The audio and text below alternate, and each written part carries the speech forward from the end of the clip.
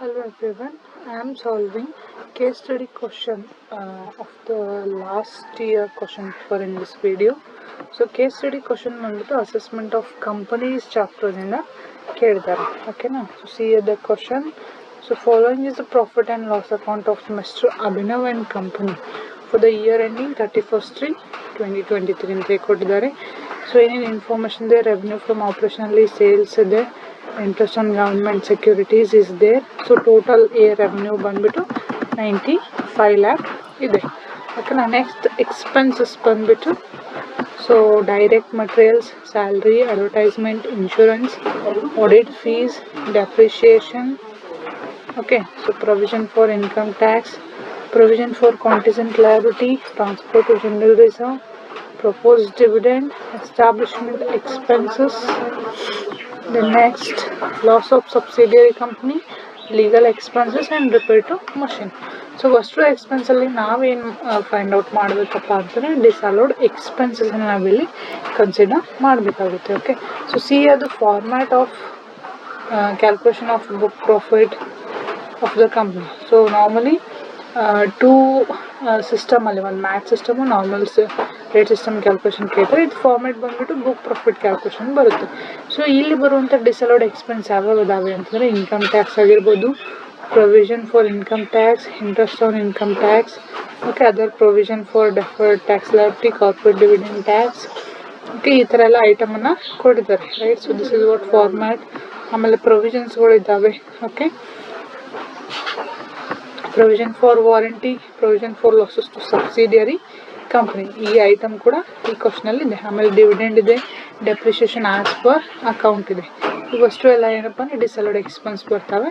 Deduction ಬಂದುಬಿಟ್ಟು income under section 10, provision for deferred tax, transfer from reserve credited to P&L.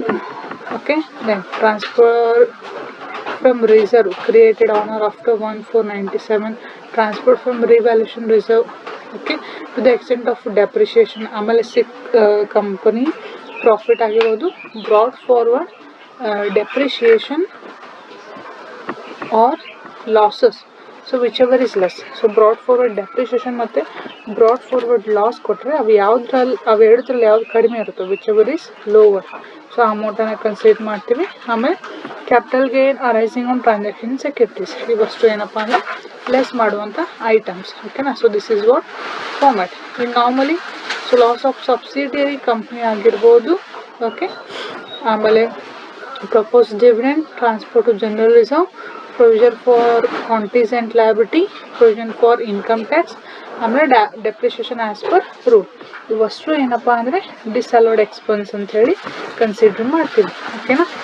ಇನ್ನು expense total ಬಂದುಬಿಟ್ಟು 88,46,000 ಬರುತ್ತೆ. ಇನ್ನು A - B ಮಾಡಿದಾಗ ನೆಟ್ ಪ್ರಾಫಿಟ್ 6,54,000 ಸಿಗುತ್ತೆ. ಇದು ಕ್ವಶನಲ್ಲೇ ಇನ್ಫಾರ್ಮೇಷನ್ ನಮಗೆ ಅವೈಲೇಬಲ್ ಇದೆ. ಇನ್ನು ಅದರ್ ಇನ್ಫಾರ್ಮೇಷನ್ ಏನು ಕೊಟ್ಟಿದ್ದಾರೆ, profit and loss account is prepared as per companies act ಇದೆ. ಆಮೇಲೆ depreciation as per rule, as per IT rule 68,000ನ ಅಷ್ಟೇ ಅವ್ರು ಏನು ಮಾಡಿದಾರಪ್ಪ ಅಂದರೆ ಅಲೋ ಮಾಡಿದ್ದಾರೆ. ಆಮೇಲೆ ಇನ್ನು ಬ್ರಾಡ್ ಫಾರ್ವರ್ಡ್ ಲಾಸಸ್ ಮತ್ತು ಅನ್ಅಬ್ಸರ್ವ್ಡ್ ಡೆಪ್ರಿಷಿಯೇಷನ್ ಕೊಟ್ಟಿದ್ದಾರೆ. ಒಂದು IT ಆ್ಯಕ್ಟ್ ಪ್ರಕಾರ ಇದೆ, ಒಂದು ಆ್ಯಸ್ ಪರ್ ಬುಕ್ ಪ್ರಾಫಿಟ್ ಪ್ರಕಾರ ಕೊಟ್ಟಿದ್ದಾರೆ.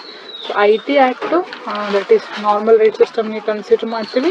ಇನ್ನು ಬುಕ್ ಪ್ರಾಫಿಟಲ್ಲಿ ಕೊಟ್ಟಿರುವಂಥ ಅಮೌಂಟನ್ನು ಮ್ಯಾಥ್ ಸಿಸ್ಟಮ್ಗೆ ಕನ್ಸಿಡರ್ ಮಾಡ್ತೀವಿ. ಓಕೆನಾ? So brought forward losses IT act ಪ್ರಕಾರ 2,80,000 ಇಸ್ ದೇರ್. ಇನ್ನು ಬುಕ್ ಪ್ರಾಫಿಟ್ ಪ್ರಕಾರ 3 lakh ಇಸ್ ದೇರ್. ಇನ್ನು ಅನ್ಅಬ್ಸರ್ವ್ಡ್ ಡೆಪ್ರಿಷಿಯೇಷನ್ IT ಆ್ಯಕ್ಟ್ ಪ್ರಕಾರ 1,80,000 ಇಸ್ ದೇರ್. ಇನ್ನು ಬುಕ್ ಪ್ರಾಫಿಟ್ ಪ್ರಕಾರ 1,50,000 ಇಸ್ ದೇರ್. ಓಕೆನಾ? then you are required to compute ಏನೇನು ಆಪ್ಷನ್ ಏನು ಕೇಳಿದ್ದಾರೆ, income tax liability as per normal provision of IT act ಕೇಳಿದ್ದಾರೆ, income tax liability as per MAT under section 115 JB ಕೇಳಿದ್ದಾರೆ. ಓಕೆನಾ? ಆಮೇಲೆ final tax liability of the company, final ಆಗಿ ಯಾವ ಅಮೌಂಟನ್ನು ಕನ್ಸಿಡರ್ ಮಾಡಿ ನೀವು ಟ್ಯಾಕ್ಸನ್ನು ಪೇ ಮಾಡ್ತೀರಾ ಅಂತೇಳಿ ಕೇಳಿದ್ದಾರೆ. ಓಕೆನಾ? So this is what main question from this problem. ಇನ್ನು ಸೊಲ್ಯೂಷನ್ ಆಪ್ಷನ್ ಏನಪ್ಪ ಅಂದರೆ tax liability as per normal provision of IT act ಬರುತ್ತೆ. ಸೊ ರೈಟ್, ನಾರ್ಮಲ್ ಪ್ರೊವಿಷನ್ ಅಂತಂದರೆ ನಾರ್ಮಲಿ ಎಲ್ಲ ಹೆಡ್ಸದ್ದು ಐಟಮ್ಸ್ಗಳನ್ನ ಕನ್ಸಿಡರ್ ಮಾಡಿ ನಾವಿಲ್ಲಿ ಕ್ಯಾಲ್ಕುಲೇಷನ್ ಮಾಡಿದ್ವಿ. ಫಾರ್ಮ್ಯಾಟ್ ನೋಡಿದ್ದು only for calculation of book profit ಇದೆ. ಓಕೆನಾ? ಇನ್ನು ನೆಟ್ ಪ್ರಾಫಿಟ್ ಇದೆ 6,54,000 ಕೊಡ್ತಾರೆ, ಅದನ್ನ ರೆಕಾರ್ಡ್ ಮಾಡ್ತೀವಿ. ಡಿಸಲೋಡ್ ಎಕ್ಸ್ಪೆನ್ಸ್ ಯಾವ್ದು ಬರ್ತವೆ, provision for income tax, provision for contingent liability, transport to general reserve, proposed dividend, loss of subsidiary company, depreciation as per rule 90,000. So ಇಲ್ಲಿ ನಾವು ಡೆಪ್ರಿಷಿಯೇಷನ್ ಆಸ್ ಪರ್ ರೂಲ್ 90,000 ಇಲ್ಲಿ record ಮಾಡಿ ಆಮೇಲೆ depreciation as per IT act ಈ ಥರನೂ record ಮಾಡೋದು. ಇಲ್ಲ ಬಂದರೆ ಕಂಬೈನಾಗಿ ಎಕ್ಸೆಸ್ ಡೆಪ್ರಿಷಿಯೇಷನ್ ಅಂತೇಳಿ ಡಿಫ್ರೆನ್ಸನ್ನು ಕೂಡ ತೆಗೆದು ಇಲ್ಲಿ ನೀವು ರೆಕಾರ್ಡು ಮಾಡ್ಬೋದು. ಓಕೆನಾ. ಸೊ ಅಷ್ಟು ಎಕ್ಸ್ಪೆನ್ಸನ್ನು ಟೋಟಲ್ ಮಾಡಿದರೆ 8,80,000 ಏನು ಬರುತ್ತೆ. ಇವನ್ನ ಆ್ಯಡ್ ಮಾಡ್ಕೋತೀವಿ ನೆಟ್ ಪ್ರಾಫಿಟ್ಗೆ. Here we get the amount 15,34,000 ಏನಪ್ಪ ಅಂದರೆ ನಮಗೆ ಅಮೌಂಟ್ ಸಿಗುತ್ತೆ. ಓಕೆನಾ. 8,80,000 plus 6,54,000, 15,34,000. Less exempted income or income from other sources ಅನ್ನು ಕೊಟ್ಟಿರ್ತಾರೆ, ಅವಾಗ ನಾವು ಲೆಸ್ ಮಾಡ್ತೀವಿ. ಸೊ ಈ ಪ್ರಾಬ್ಲಮಲ್ಲಿ ಇಂಟ್ರೆಸ್ಟ್ ಆನ್ ಗವರ್ನಮೆಂಟ್ ಸೆಕ್ಯೂರಿಟೀಸ್ ಇದೆ. ಓಕೆನಾ. ಸೊ ಸಿ ಇನ್ಕಮ್ಸ್ ಹೆಡ್ಡಿಂಗಲ್ಲೇ ಕೊಟ್ಟಿದ್ದಾರೆ interest on government securities 1 lakh ರೂಪಾಯಿ ಇದೆ. ಓಕೆನಾ. ಅದರ್ ಇನ್ಕಮಲ್ಲಿ ಯಾವ ಸೋರ್ಸ್ ಬರುತ್ತೆ ಅಂತಂದರೆ 1 lakh rupees interest on government ಸೆಕ್ಯೂರಿಟೀಸನ್ನು ಲೆಸ್ ಮಾಡಿದ್ರೆ 14,34,000 ಅಮೌಂಟ್ ಬರುತ್ತೆ. ಇನ್ನು depreciation as per IT act 68,000ವರೆಗೂ ಅವ್ರು ಅಲೋ ಮಾಡಿದ್ದಾರೆ, ಅದನ್ನು ಲೆಸ್ ಮಾಡಿದರೆ ದಟ್ ಈಸ್ 13,66,000 ಏನಪ್ಪ ಅಂದರೆ ಬಿಸ್ನೆಸ್ ಇನ್ಕಮ್ ಬರುತ್ತೆ. How much? 13,66,000. ಓಕೆನಾ. So this is what income from business income. ಈ ಬಿಸ್ನೆಸ್ ಇನ್ಕಮ್ಗೆ income from other sources that is government ಸೆಕ್ಯೂರಿಟೀಸನ್ನು ಆ್ಯಡ್ ಮಾಡ್ಕೊಂಡ್ರೆ ನಮಗೆ ಗ್ರಾಸ್ ಟೋಟಲ್ ಇನ್ಕಮ್ ಸಿಗುತ್ತೆ. That is 14,66,000. ಓಕೆನಾ. Then less brought forward losses as per IT act 2,80,000 ಕೊಟ್ಟಿದ್ದಾರೆ. ಆಮೇಲೆ unabsorbed depreciation 1,80,000 ಕೊಟ್ಟಿದ್ದಾರೆ. ಎರಡನ್ನೂ ನಾವು ಲೆಸ್ ಮಾಡಿದ್ವಿ ಅಂತಂದರೆ ನಮಗೆ 4,60,000 ಟೋಟಲ್ ಸಿಗುತ್ತೆ. ಅದನ್ನು that is gross total income ಎಷ್ಟಿದೆ 14,66,000 ಲೆಸ್ ಮಾಡಿದ್ರೆ ನಮಗೆ ಟೋಟಲ್ ಇನ್ಕಮ್ ಎಷ್ಟು ಸಿಗುತ್ತೆ ಅಂದರೆ 10,06,000 ಸಿಗುತ್ತೆ. ಓಕೆನಾ. So this is what normal rate system ಪ್ರಕಾರ. ಇದು ನಾರ್ಮಲ್ ರೇಟ್ ಸಿಸ್ಟಮ್ ಪ್ರಕಾರ ಟ್ಯಾಕ್ಸ್ ಕ್ಯಾಲ್ಕುಲೇಷನ್ ಯಾವ ರೀತಿ ಬರುತ್ತೆ ಅಂತಂದರೆ ಬಂದಿರುವಂಥ ಟೋಟಲ್ ಇನ್ಕಮು 10,06,000. ಅದ್ರ ಮೇಲೆ ನಾರ್ಮಲ್ ರೇಟ್ ಸಿಸ್ಟಮಲ್ಲಿ ಟ್ಯಾಕ್ಸ್ ರೇಟ್ ಬಂದುಬಿಟ್ಟು 25% ಇದೆ. 25% ಮಾಡಿದ್ರೆ 2,51,500 ಬರುತ್ತೆ. ಇನ್ನು ಸರ್ಚಾರ್ಜ್ ಕೇಳಿದರೆ nil. So 2,51,500 as it is total ಬರುತ್ತೆ. ಹೆಲ್ತ್ ಆ್ಯಂಡ್ ಎಜುಕೇಷನ್ ಸೆಸ್ 4%, 2,51,500 ಮೇಲೆ ಮಾಡಿದರೆ 10,600 ಹೆಲ್ತ್ ಆ್ಯಂಡ್ ಎಜುಕೇಷನ್ ಸೆಸ್ ನಮಗೆ ಸಿಗುತ್ತೆ.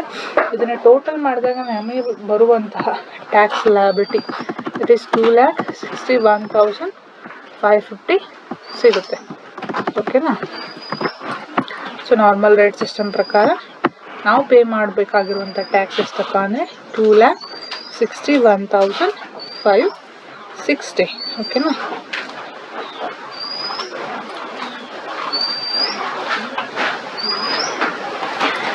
$2,61,560 ಟ್ಯಾಕ್ಸ್ ಪೇಬಲ್ ಬರುತ್ತೆ. This is what normal rate system.